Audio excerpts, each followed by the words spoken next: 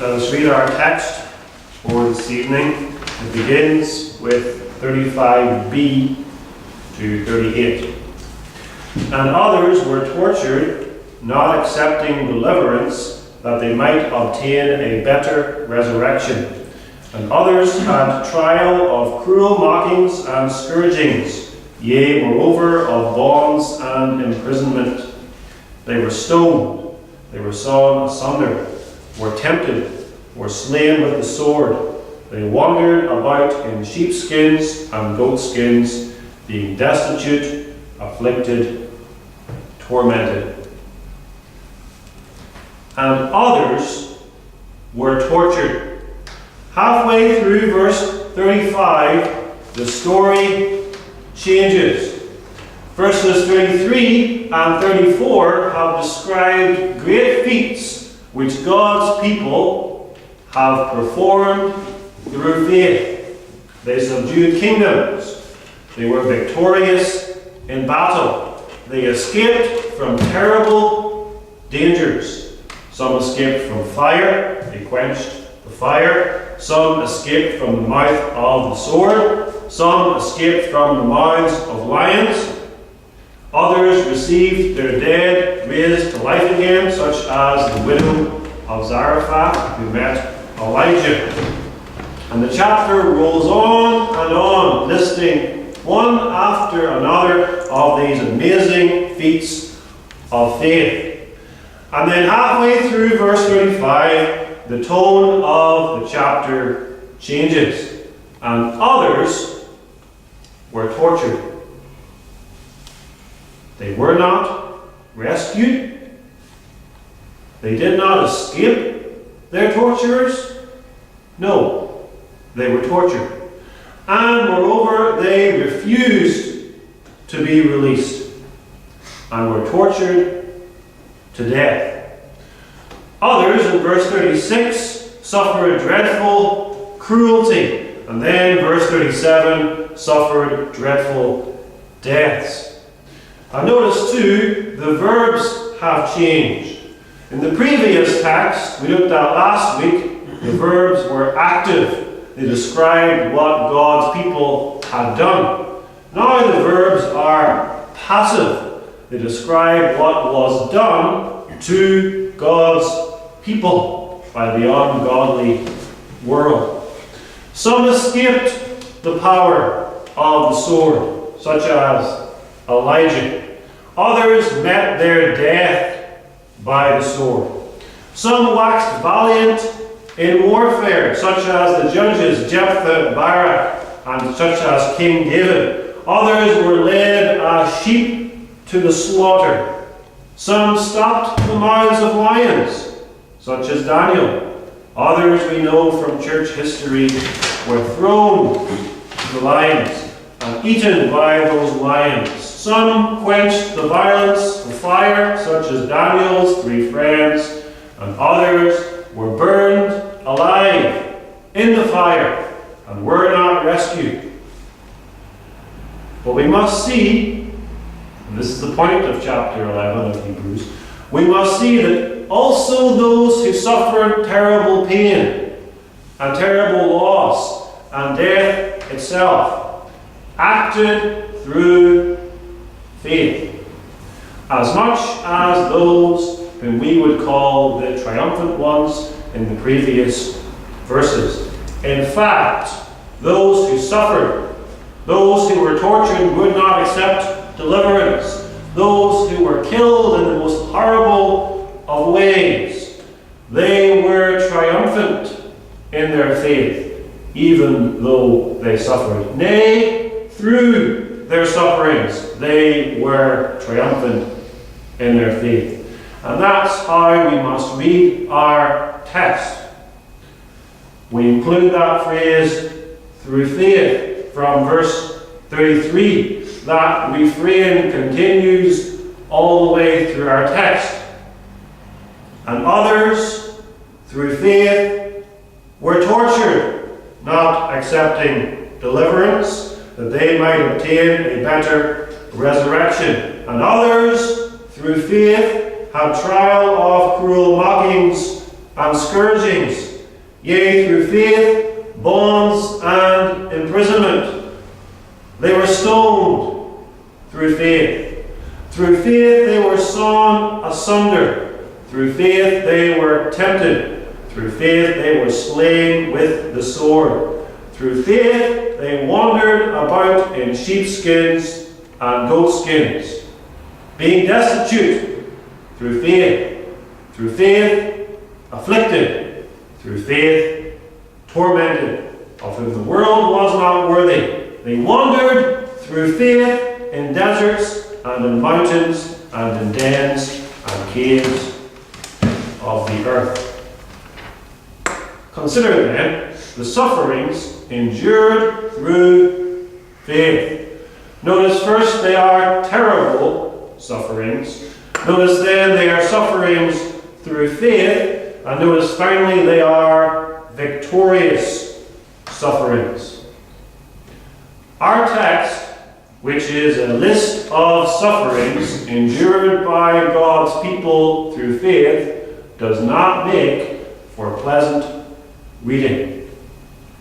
One shudders, in fact, to read our text.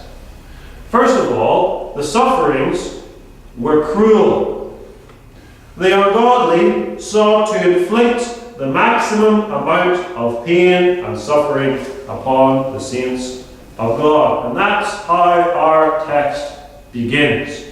Others were tortured.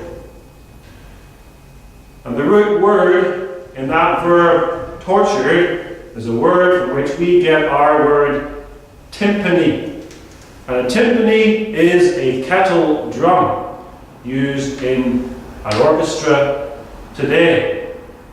And the idea then is that the saints of God were stretched upon a device like a drum.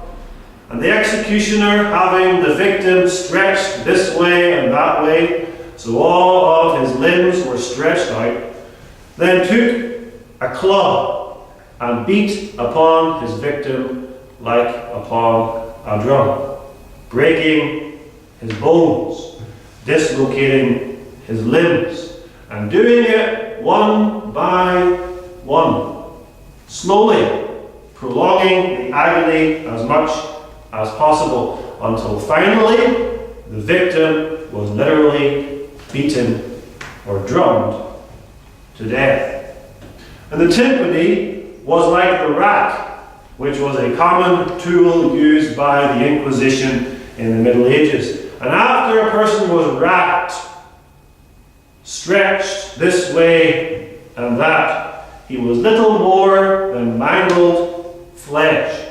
And the torturers, the monsters of iniquity that they were very careful not to kill their victim.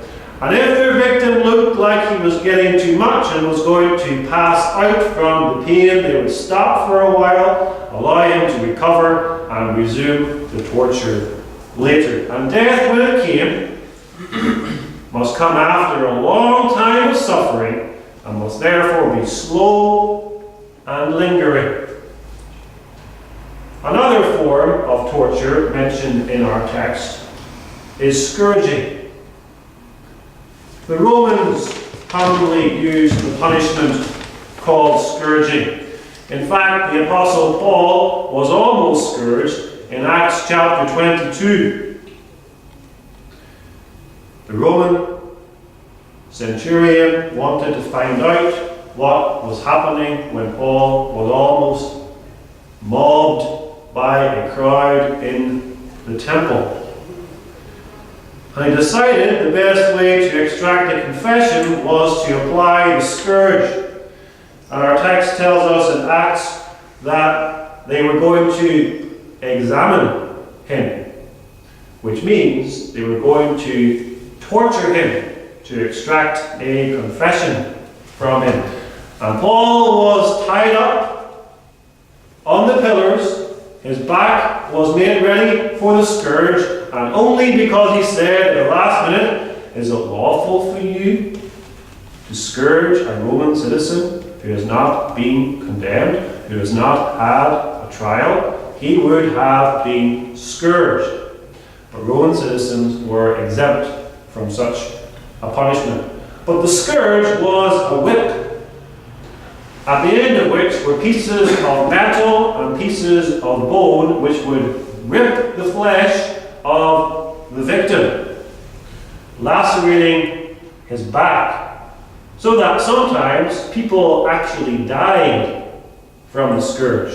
And the scourge was usually a precursor to crucifixion itself. Our Lord Jesus Christ was scourged on the orders of Pilate, and there he stood before the crowd, covered in his own blood, and he still said, "Crucify him, crucify him." Often this torture took place in connection with bonds and imprisonment. God's people were put in prison. And those prisons were not like the prisons we have today. We have a widescreen television and all the rights that you want, but were cold, dank, dark dungeons. Probably no light. Abandoned there for weeks, months, no idea how long you're going to be there. The saints of God were chained to the walls. Their feet and their hands were hurt by metal fetters, and there they languished. And they had no right to a fair trial. They had no human rights in the modern sense of the word. They had barely anything to eat. They had an appalling lack of sanitation. And they never knew when they would be released. And maybe the only release would be when they're let out to die. And that's the kind of suffering that some of God's people have to endure in foreign lands today. There's a quote in the bulletin about the prison experience of John Huss, who was burned in 1415. And his dungeon was by the latrines, or the toilets, so that not only was it dark and dank and dreary, it was smelly. And he was taken to fits of vomiting because of the atrocious smell. And there he lay, waiting for a fair trial at the Council of Constance, which of course he did not receive, and then they burned him at the stake. For those who were not tortured, imprisoned, or killed, no place was left for them on the earth. They had to flee human society and had to live in the most inhospitable places to escape their persecutors. We read that in our text. They wandered about. They had to wander about because they had nowhere to live. They could not work. They could not buy or sell. They were public enemy number one. They were cast out of society as the scum of the earth. And their homes, if you could call them homes, were mountains and dens and caves of the earth. They lived like fugitives, and no one had pity upon them. In fact, during the Middle Ages, it was a capital offense to help a heretic. And if you wanted to get in trouble with the Inquisition, you just help a heretic. No one helps a heretic, and so they're left on their own.